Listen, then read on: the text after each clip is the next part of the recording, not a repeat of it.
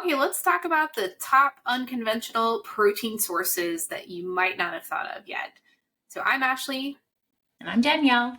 We're the Crohn's and colitis dietitians, and we're here to make nutrition a little bit easier when it comes to IBD. So protein is a big talked about thing lately. There's a lot of different ways you can layer in protein to bump up your overall protein content in a day. So we'll talk about today some of the unconventional sources that you can bring in protein. Unconventional meaning unconventional to more North American diets. Would be curious to know, and please comment below if you had maybe thought of some of these protein sources before. Which one do you want to start with, Ashley? Okay, number one, chia seed. So chia seed, you get about 5 grams per ounce or 2 tablespoons, which is actually kind of a lot when you think about it for a seed. And it's also rich in omega-3s, so you can bump up the content of something that way. So easy to throw into oatmeal or a smoothie or even a dessert recipe. Hot tip with chia seeds, and I feel like this was a trend on TikTok, is if you don't like the texture of them, blend them up and then use them. Yeah, that's a really good idea. I've definitely done that before in protein bars too, like making protein bars at home. Yeah. Not only is it good for a texture piece, but for a tolerance piece for IBD. Okay, next one. I feel like this is going to be everybody's favorite. Canned sardines, right, Ashley? Or canned any fish for that matter if you don't like sardines. But yeah, it's the easiest way to bump up your protein because you get like 20 grams per can. Generally, a good amount of protein, very bioavailable. So if you are consuming fish, that would be a really good option to bump up your omega-3s, but also to bump up your protein content overall. Plus, you're going to smell great after you eat it. Bonus tip. But no, honestly, like it is great source of omega-3s, great source of vitamin D and calcium. So get those sardines in your life. Yeah, my favorite is actually mackerel. I haven't done sardines as much as I've done mackerel because you can just get such a big omega-3 boost and also, well, you get it with both, but mackerel I feel like is a little easier to tolerate, but also kind of one of those smelly fish, but maybe a little bit better. Yeah. I don't know. Your nose gets accustomed to it quick, right? I'm more of like a salmon girl because I like the crunchy bones in the canned salmon. Mm-hmm. But either way, fatty canned fish, great source of protein. Yeah. And one of my personal favorites is sacha inchi seed. So this is our second seed on our high protein list. And these are omega-3 rich seeds. And sacha inchi in particular is one of the few seeds other than flax and chia seed that is rich in omega-3s and one of the few that's also high in protein. So you get about 8 grams in 1 ounce. So a high protein snack. I've seen it being used in a lot of different packaged goods lately as a way to bump up the protein, but you can certainly integrate it into your day. Amazing. Our next little protein booster is edamame.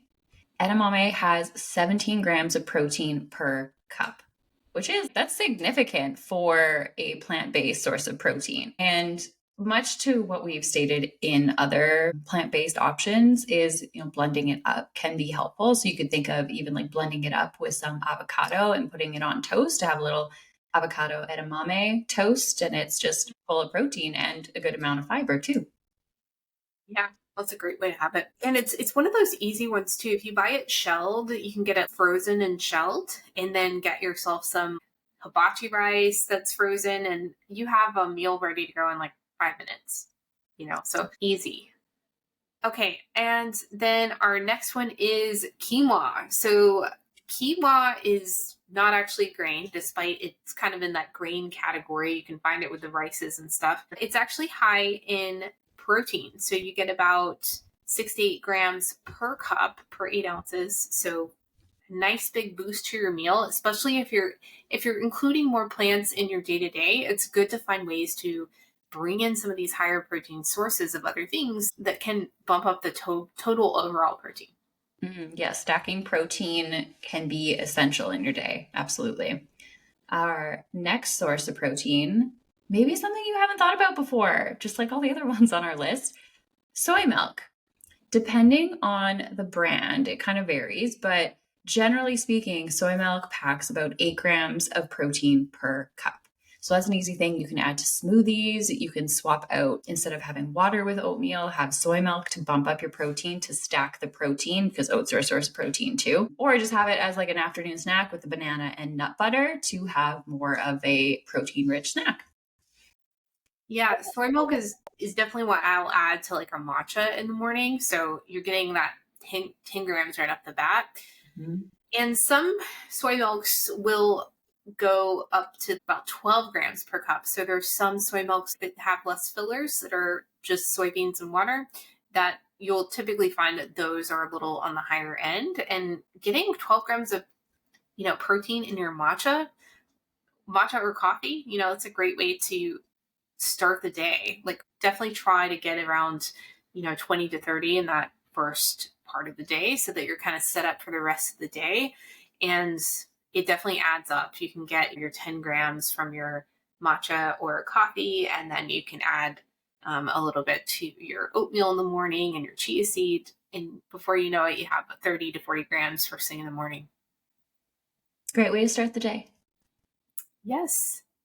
And that brings us to hemp hearts.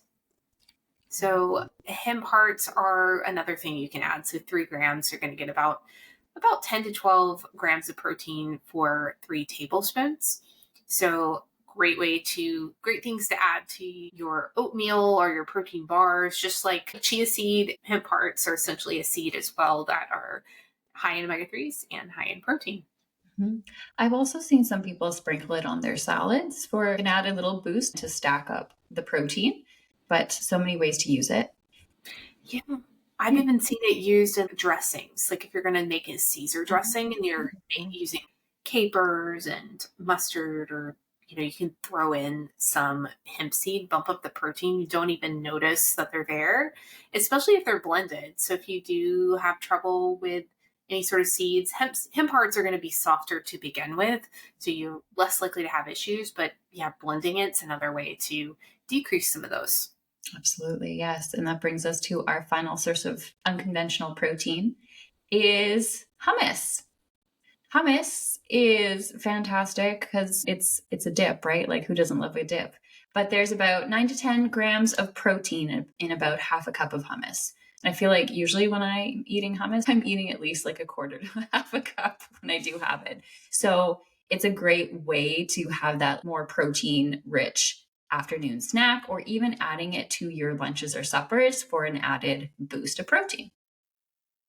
That's a really good idea. You could do like a hummus with a drizzle of olive oil and then throw on some hemp hearts. And I even did recently a tofu feta, which we're going to put in our cookbook coming up. And it actually, I don't know if you've tried it yet, but it really does taste like feta, because I can't have dairy, so it's nice to have some options. But yeah, throwing on some tofu feta on there, you've got 3 sources of protein. Amazing. Amazing. So if you're struggling with protein, we hope this video was helpful. We listed 8 sources of protein, and there's so many more that we could talk about. But don't forget that stacking them in your day in each meal can be a helpful way to get to your total protein needed in your day. Yeah, hope this was helpful. We'll talk to everyone soon. Take care.